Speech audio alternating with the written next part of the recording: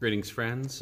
Just finished up doing all of our Sunday recording outside of the music, which we did a little bit ago. I was sitting here thinking, what in the world do I say to you? I've been sending you these messages. Sometimes they have some deeper meaning. Other times they don't. We'll just go with that.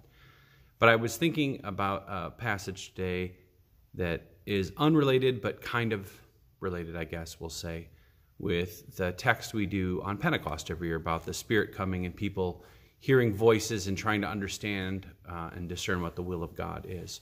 So I'll just read a little piece from you. This is from the book of 1 Samuel. It says, "Now the boy Samuel was ministering to the Lord under Eli. The word of the Lord was rare in those days, and visions were not widespread. At that time, Eli, whose eyesight had begun to grow dim so that he could not see, was lying down in his room. The lamp of God had not yet gone out, and Samuel was lying down in the temple of the Lord, where the ark was. Then the Lord called, 'Samuel, Samuel.' And he said, 'Here I am.' And he ran to Eli and said, 'Here I am, for you called for me.' But he said, 'I did not call you. Lie down again.' So he went to lie down. And the Lord called again, 'Samuel, Samuel.' And he got up and ran to Eli. And he said, 'Here I am, for you called me.' But he did not. 'I did not call you, my son. Lie down again.' Now Samuel did not yet know the Lord, and the word of the Lord had not yet been revealed to him. The Lord called Samuel a third time, and he got up and went to Eli and said, 'Here I am, for you called me.' And then Eli perceived that it was the Lord calling the boy. Therefore he said to Samuel, 'Go lie down, and if he calls you again, you shall say, "Speak, Lord, for your servant is listening." So Samuel went and lay down in his place. Now the Lord came and stood there, calling before, 'Samuel, Samuel.' And Samuel said, 'Speak, for your servant is listening.' And the Lord said to Samuel, 'See, I am about to do something in Israel that will make both the ears of anyone who hears it tingle.'" Tonight, Consistory is going to be talking about our path forward.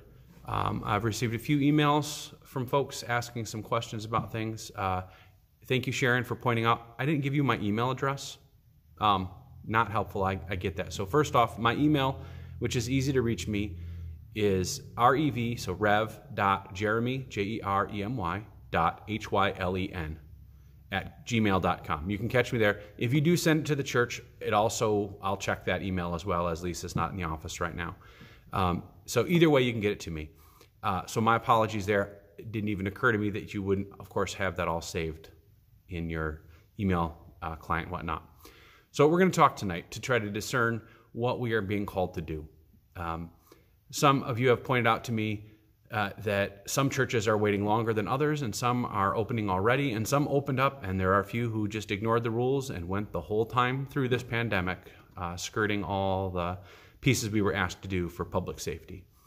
I just want you to know I will not be making this decision personally. I will not make the decision for my wife and child. They will make that decision. Well, Lori will make that decision, whether she and Hannah are here whenever it is we come back for their safety.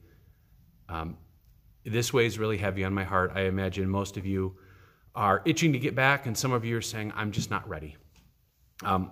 Here's the reality for me. I've been doing online worship. I've been in the sanctuary for about 2 hours today prepping for the service, where it's about 30 minutes long.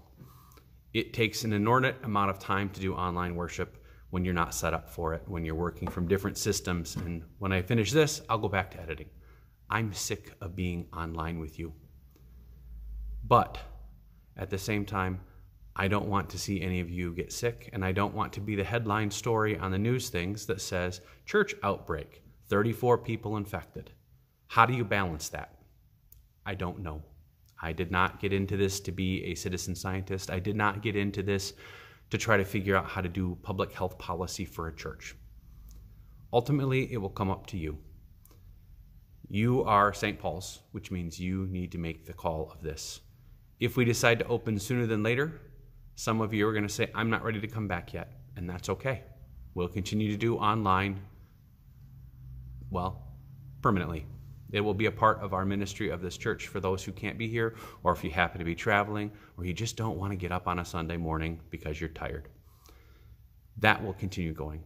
And at the same time, some of you are just itching to get back into this building, and I recognize that, and I feel you. We will figure out how to go forward with this, one way or the other. It will likely be a hybrid where some people will be back who really feel like they need this physical space, and others of you will still stay at home for some time from now. Strangely, I had the same discussion with my homebrewing club. I'm the president of that. If you didn't know, you probably gathered that I do beer things once in a while, but we had that same discussion last night, and our club was split pretty much down the middle of people who said they would gather in person and those who said, I'm going to give it a couple more weeks, maybe a month before I would even consider coming out. Some are from health concerns, some otherwise. So if a homebrew club, which is dedicated to gathering in person and drinking and talking about beer as a community, is struggling with this, of course the church does too. I want you to know from me that I don't take this lightly, and that I know this is going to be a difficult decision on everyone's part. And the reality is, no one, no way, no how will everyone be happy with whatever decision the consistory puts forth for you to communicate with us. Just let's be real. Have we ever all agreed on anything? Ever? Probably not. So with that being said, we will meet tonight. I will send out an email update for those of you who are on email with some thoughts and things like this. We'll be sending out more information to you coming soon. Some of you have pointed out, I've gotten a couple emails asking me about what other churches in the area are doing. As we'll be talking about this tonight, other churches in the area, the earliest I know of is opening June 21st, the very earliest, and it was a very, very divided vote on their council. There are several churches who are deciding to stay closed until August or July. There are several who have said we're not opening till fall. We, by virtue of being in the United Church of Christ, coming from a congregational background, although our church is from the other side of that, our church has autonomy to decide what it wants to do based on our preferences, not on anyone else. The conference minister doesn't dictate it. I don't dictate it. We, as a people, dictate what will happen with our congregation. So just because other churches are waiting doesn't mean we have to. If they were all opening, we could decide to wait. That's just how it works. That all being said, all of these factors will be taken into consideration, especially considering we're getting some new information as of yesterday and today since the state opened up. All of this goes to say that tonight will probably be one of the most difficult consistory meetings we've had since I've been here, trying to figure out what the best way to chart a path forward for all of us. And in that same way, I want you to know that there is not a single person on the consistory, me or anyone else, who's not struggling with these decisions. How do you balance your safety with your ability to come together and worship, to do something that is life-giving?